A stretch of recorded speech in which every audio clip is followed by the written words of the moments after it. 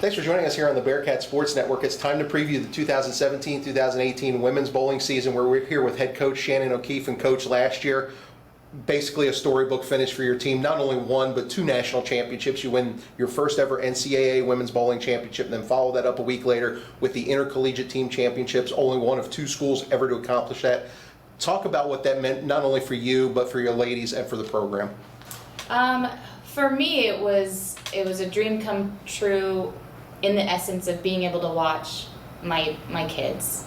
Our players really are our children. I don't have children of my own, and so I look at these girls as if they're my own, and to be able to witness their greatness and watch them accomplish something that they had dreamed about and talked about all year, and know that I played a small role in helping that happen, means the world to me. I can only imagine the way that I feel even now, thinking back on it and then watching it, is how any parent would feel about their children. Just beyond proud and feel so blessed that this is my job.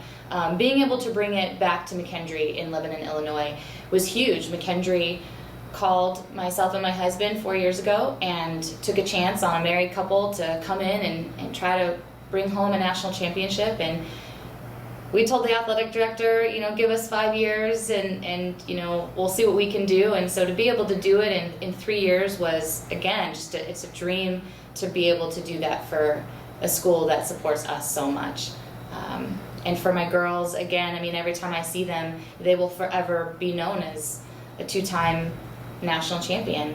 Hopefully we can add to that for those that are, going to be here for a couple years, but no one can ever take that away from them, and so it's pretty special.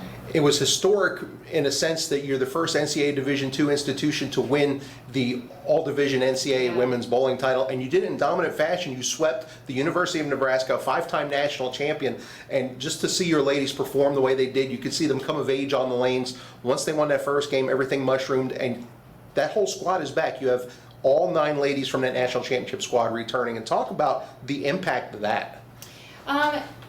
Sometimes, it could be really tricky. Sometimes it could be a detriment to your team, and sometimes it can be a blessing to your team. And it just depends on how we, as the coaching staff, tackles it and make sure that, we're keeping a firm feel on the pulse of the team, and that is most important. How it can be a detriment is, they've been there, done that. They become relaxed, they become lazy, overconfident. We're pretty quick to make sure that that's not the case. I think where it could be a blessing is they know each other so well. They have been in the trenches, working hard and fighting all last season, and so to be able to bring them together as much as possible throughout this season and just continue to learn from each other will be huge. Now, obviously, the focus shifts now to 2017-18. Practice started about 3 weeks ago. Yeah. How has practice been? How has the focus been on this team as they prepare for their season opener coming up?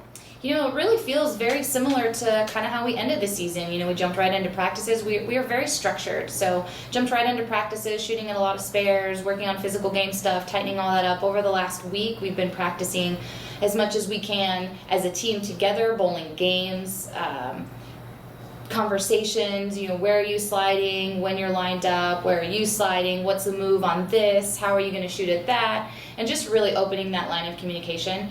We have a freshman who's joined us on our varsity team. Her name is Adriana Stacy from Florida, and so it's really trying to catch her up as much as possible and be as comfortable as possible with these ladies.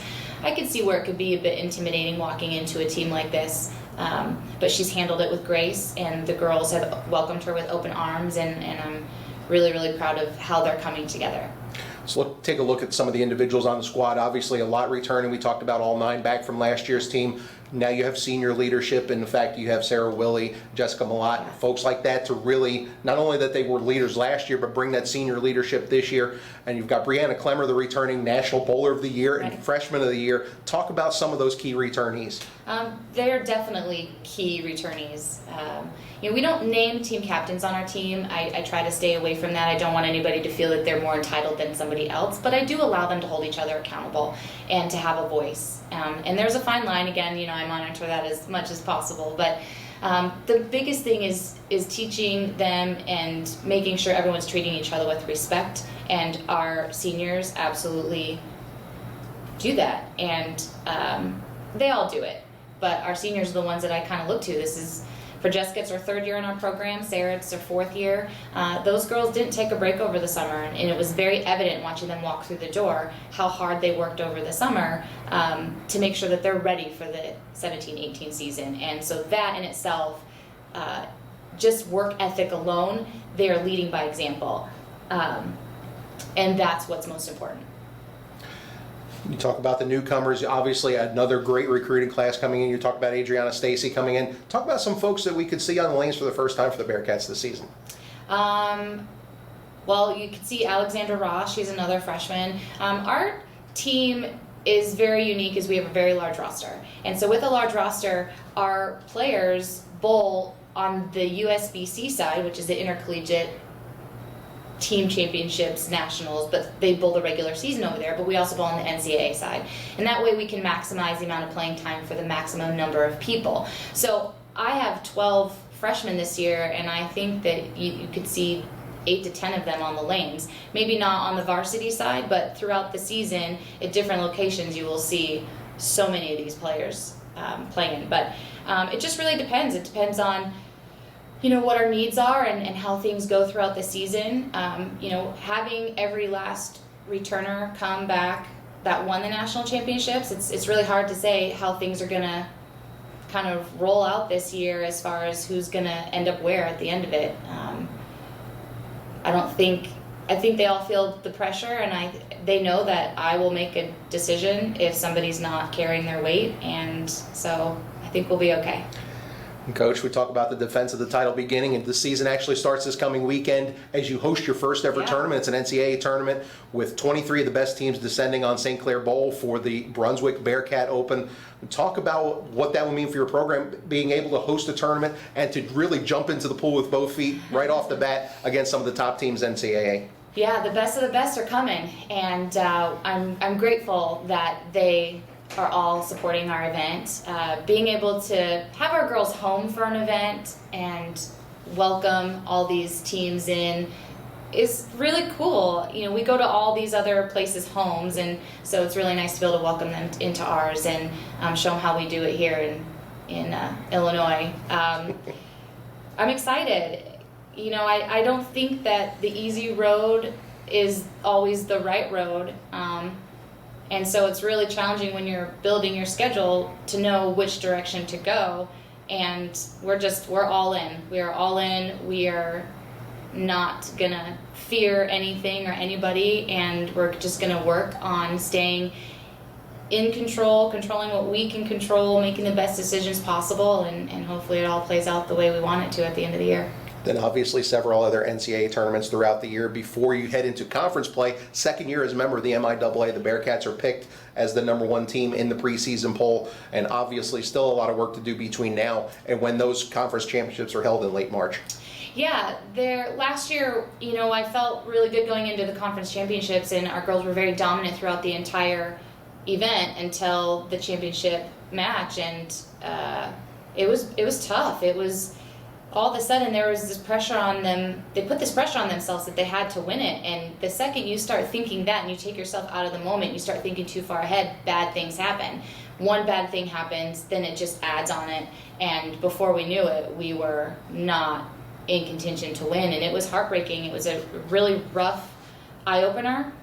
It was a really rough bus ride home, but I also believe it was a blessing in disguise. I think you can learn so much more from defeat than you can from just winning all the time, and so I think being in that moment prepared us walking into the national championship and allowed us to, we've been there, we've panicked, we know it didn't work out, so how are we going to mentally approach it and be different the next time in that situation? And that absolutely helped us at both nationals last year, and I believe you fail in that moment so you can be victorious later, and I think that's truly what happened.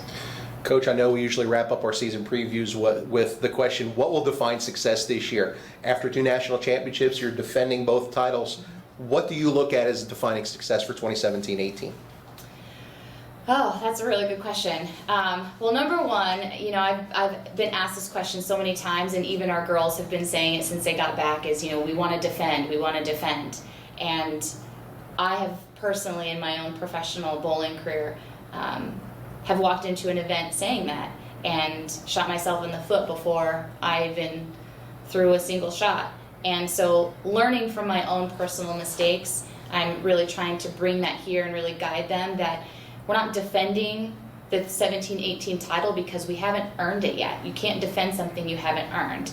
And we don't have to defend our title from last year because nobody can take it away from us. It's already ours. It's in our trophy cabinet. It's on their fingers and their rings. So we don't have to defend anything, but we do have to earn it. And if you want it, then you have to work harder. And what we did last year is no longer good enough because every other team out there watched what we did and they're raising the level of their work ethic and their play. And so our motto this year is raise the bar and just keep coming. And that's what we have to do and stay focused on. And so I think at the end of the day, if we can continue to put ourselves in positions to win and minimize the number of mistakes that we make and be quick to make great decisions and work together as a team, ultimately I think that's success.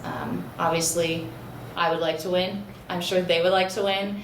But if we can walk away knowing that we did everything that we could until the very last shot of the season, then I think that would be success. Coach, I know our fans are eagerly awaiting the new year. Congratulations on the success last year, and good luck in 27-18. Thank you.